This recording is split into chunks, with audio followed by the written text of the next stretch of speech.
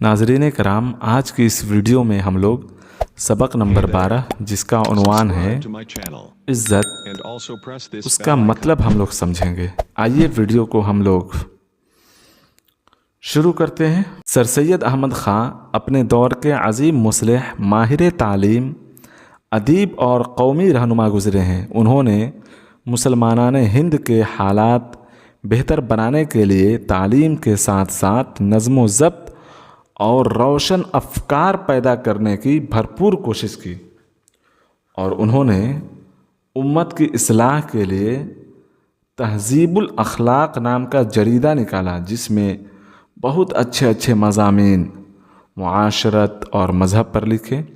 उनके मज़ामीन बच्चों और बड़ों के लिए यकसा मुफीद हैं। उनका ये मज़मून जिसका उन्वान है इज़्ज़त, इसमें सर सैयद अहमद ख़ां साहब लिखते हैं कि अगर इंसान में शराफत ना हो और लोग उसकी मालदारी, कीमती लिबास और क़ुव्वत के बाइस इज़्ज़त करें तो वो कोई इज़्ज़त नहीं है।